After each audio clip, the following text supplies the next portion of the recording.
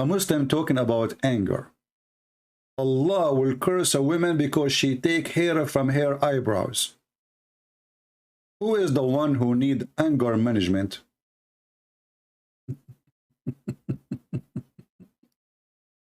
Have you ever heard of a stupid religion like this? That this God, he have a stupid anger management to the point a woman, a poor woman, she took some hair from her eyebrows.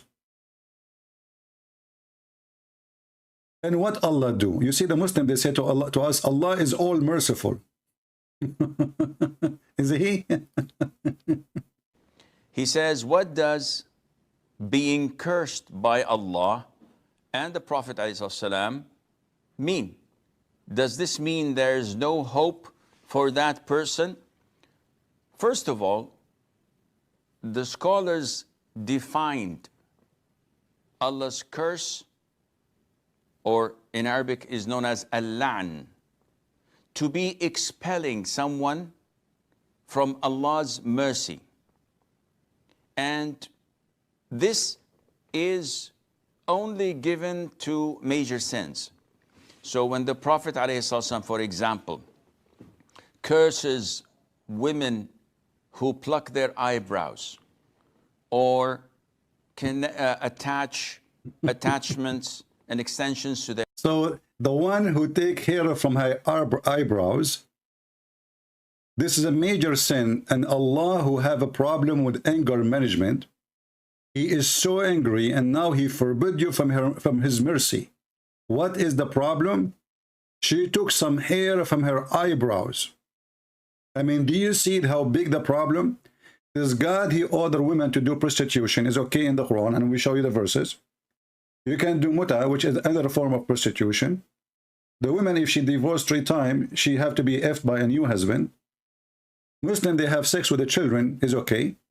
But a woman, she takes some hair from her eyebrows, is a major sin, and she is out of the mercy of Allah. Allah will curse you now. And now you are out, and it's a major sin. I mean, did you hear the idiot saying this is a major sin? So cheating is not major sin in Islam, because you can have a cheat up to 4 wives legally. While you are married, you can be engaged to unlimited numbers of women, even when you are married. Because all what you need to do, you divorce one of them, you have vacancy. But the woman, she is taking hair from her eyebrows, it's a major sin, brother. Look at this idiot. And the funny is, I mean, did you see something wrong in this stupid mental illness religion? Those people, they shave their mustache. Period. Do you see how stupid this face is? There's a beard, but there's no mustache. Just to show you the stupidity of this garbage cult.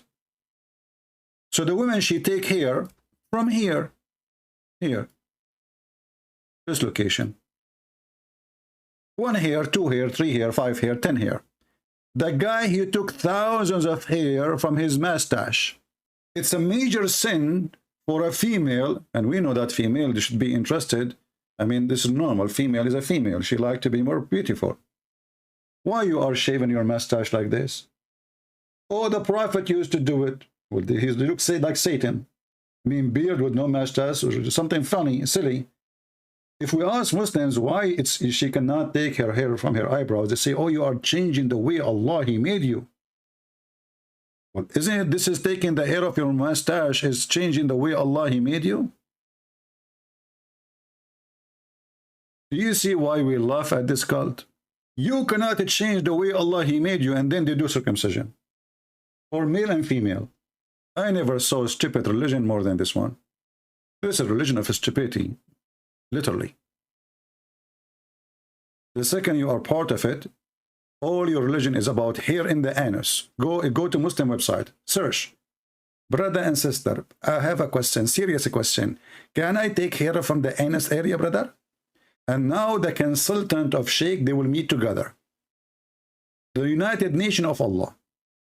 And they will discuss the very serious question. Hair in the anus.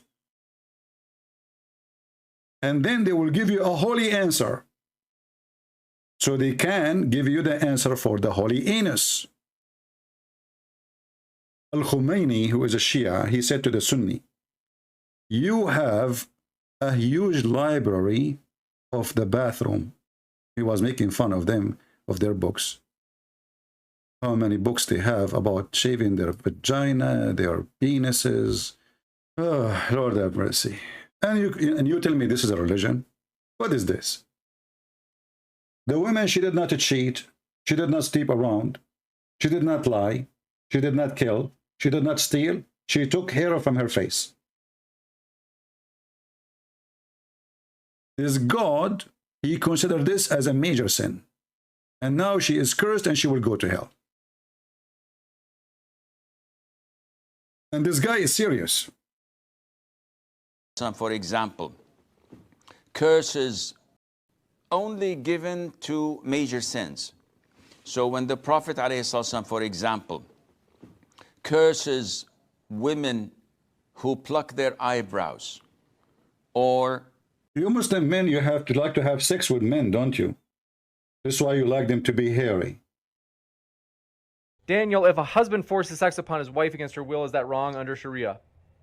So Islam comes with certain marital rights. Husbands have certain rights and duties. For example, the husband has to provide shelter, he has to provide clothing, he has to provide food. And the state, the Qadi, basically the Islamic State, can force the husband to provide for his wife and for his children and his family. This is something that's good. This is an important policy that reduces the man's individual liberty. And similarly, the woman's individual liberty is also restricted, that if the husband has a reasonable request for sexual relations, reasonable, then she is obligated to comply with that. If she decides not to, he can't start beating her and he can't start abusing her in a violent way, but the Qadi can say that, look, you're not meeting your spousal duties, and therefore you will forfeit your mahr, for example, the bride dowry. You'll forfeit your other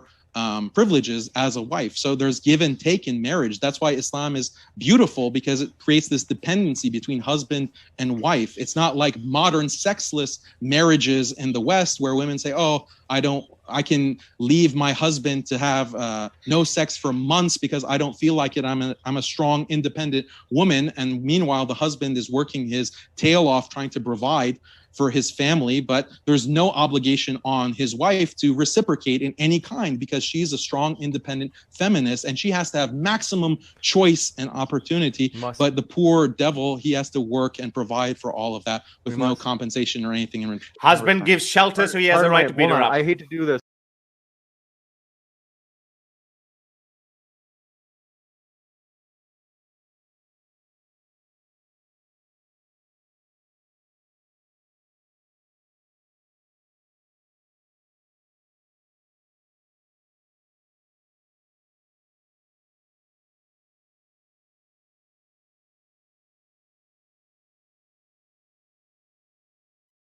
I want to say thank you for being here, all of you.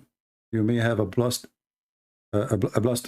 Saturday, and we pray that all of us we work for the right thing to do in life, not to be selfish. Think about others. Share knowledge. Don't be selfish. If you learn something, share it with your family, your wife, your children, your neighbors, so people will know. And actually, you will notice right away after you learn. If you sit in a place and you speak about this garbage cult, people will look at you differently, because people will notice that you are speaking with knowledge, not stupidity. You will find a million videos made by silly European people saying things about Islam is not true. Why? Because they are dummy. And they decide not to study what they are. I mean, before you open your mouth to talk about something, shouldn't you know what you are talking about? So thank you all for being here. May the Lord bless you. If you like to join us in Patreon, feel free, and most of you don't. However, the Lord is our provider. God bless.